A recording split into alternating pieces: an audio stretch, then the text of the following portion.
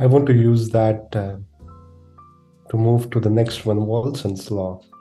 And Amay, if you could talk about what it is. It's a very niche law. Not many people know about it, but could you tell us what it is and how it is very important to us? Why?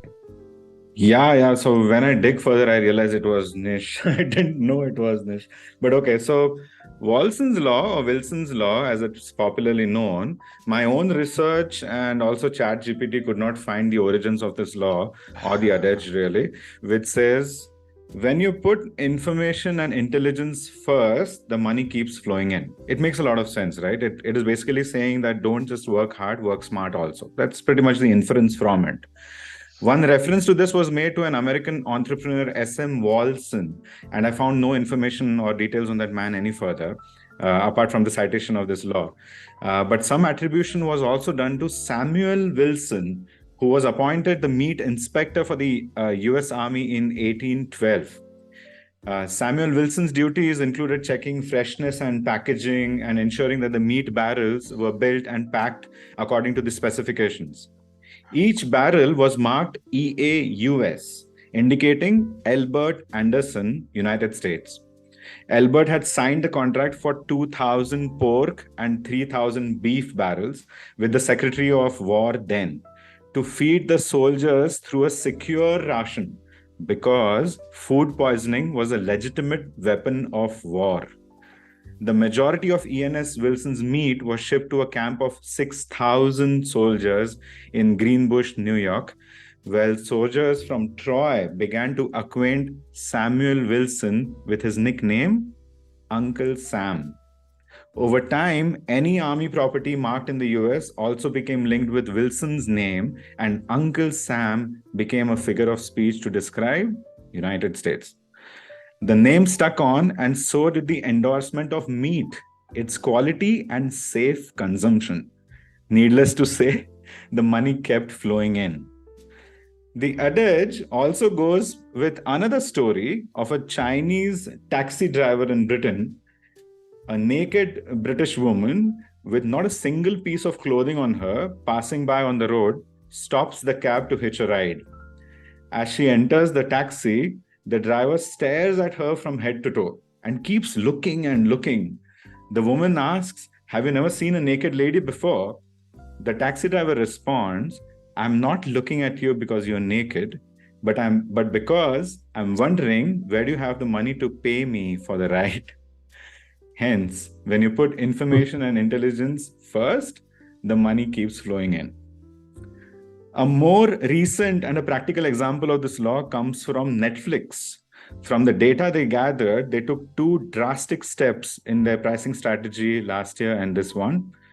Introduced a concept of a household wherein devices connected on the same network could share an account subscription, and all the devices elsewhere would have to re-log in or get themselves a new account.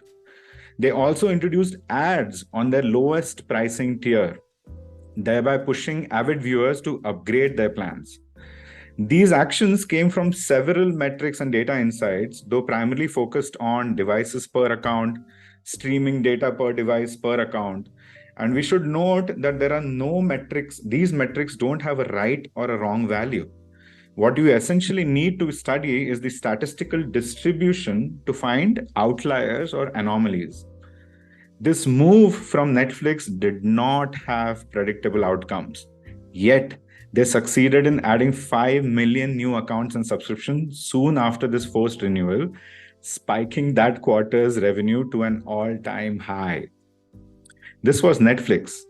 An example closer to home comes from a company with a 75-year-old legacy, Asian Paints.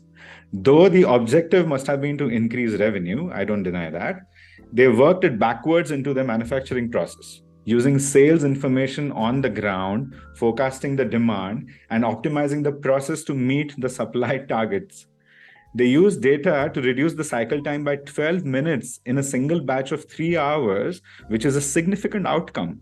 Hence, obviously, better reaction time, better planning, more production at saved costs, which of course translates to an improved bottom line, widening the profit margins. For instance, in 2023, now they're booked year-on-year quarterly profit rose by a whopping 52%. So if you have not bought the equity, you should right away after this call. While the consolidated revenue increase was 6.6%. Let me move on a little bit further. This law or adage is not complete without talking about targets. Because while we speak about information and intelligence, these cannot be subjective parameters. So I shall speak on one more law, which is Goodhart's law. First cited in the paper on monetary policy in 1975 by a British Charles Goodhart. When a measure becomes a target, it ceases to be a good measure. Let me say that again. When a measure becomes a target, it ceases to be a good measure. And my favorite example has to do with people who do not understand Agile, and they always seek a productivity metric from their people.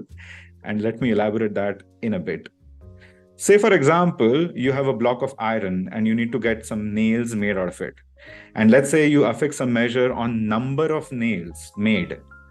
We will soon land with thousands of small, useless nails. If we change the measure and now measure on weight of the nails made, we will be handed over a giant pile of heavy, again, useless nails. Now, if you look at from the velocity meter of a team, the absolute number of story points burnt in a sprint has no meaning. You are required to correlate that information with data from the past sprints to know well how you may be doing, project the rate of burn down on the backlog to seek some forecast. That in turn helps get some manageable visibility on delivery and release plan and align that with product roadmap. And just as this, the number of hours of an employee working in a day has no meaning unless used to derive some quantifiable throughput, which in today's world, I believe should be a personal metric and not so much of a project management per se. So the definition of KPIs is not easy. Setting a target is not easy, and measure even more difficult. But I can tell you that if you figure this thing out, you will have a scientific way to foresee your success. We see this happening every day on LinkedIn. How many times have you seen a post with an irrelevant selfie being attached to a post which speaks of a completely different topic? If virality is the new measure of their 15 minutes of fame, people will game the algorithm, and then LinkedIn loses that battle. Because at least people like me will question the original intent of the author. That's an immediate unfollow and remove connection for me. And this law also, this is the law why I also have stopped looking at India's GDP numbers. When a feature of an economy is picked as an indicator of an economy, then it inexorably ceases to function as that indicator because people start to game it. And I'm not an anti-national, by the way, for the record. I'm just not comfortable anymore planning my personal finances with what the government and the banking system is trying to tell me. So, in summary, put information and intelligence first, money will flow. When gathering information and seeking insights, see that the measures will stand truthfully on some sort of pedestal. What do you guys think? Isn't there a saying that if you beat the data enough, you could get whatever result you want from the data? Yes. Yeah, data is all about perspectives. You can paint any story that you want, really, with the data. Correct. Yeah, there is a book, interesting book that I read also, How to Fool People with Statistics. We had one of an interesting engagement wherein the success was measured by the client by the number of story points, right? So it was like, they wanted to roll out in the market and they had their huge backlog and then they had their own fictitious estimations. And then what they came across is, okay, we need this 1200 points to be out, irrespective what the underlying reason is, what kind of estimations have been done. And that only success was we get the story points. So somewhere we realized even in the starting stages that this is not working out. So that's what it is coming across, wherein when you try to measure the target itself goes for a toss, right? So right, in that case, mostly Mostly what is going to happen is that people are going to overestimate the story points, right? Just to meet that particular target. So, yeah. And that We brings also me had to our the sorry. Hofstadter's law. That's where it exactly, because you always end up overestimating. However, as per what Hofstadter said, it will still take it longer. Yeah, even if you account for Hofstadter's law. Even if you account for the Hofstadter's law, it takes even longer. And that's the whole thing about Hofstadter's law. And that was some stories that I had that I thought might be Rather, an useful to talk about. extended version of this was wherein even our billing was happening basis the story points. Now imagine the massacre this would bring in onto the Oh, ground, man. where the estimation would go for as spike as they can, and then you don't know, right? Like how you are estimating, how you are befooling, and other God. things. Who Somewhere, was this genius? So this well, I'll tell you off the track, pretty relatable and something we talk about. this happens a lot in companies that measure through Google Analytics. I know a company that wanted to measure success of Google Analytics by impressions, and boy, they had a lot of impressions of of their website. No conversions. No conversions. So, yes, it does there. And then there was a company that was measuring success by how many calls does a customer service agent makes a day. And boy, those agents would make about 30 calls a day. Hey, Wow. I am here.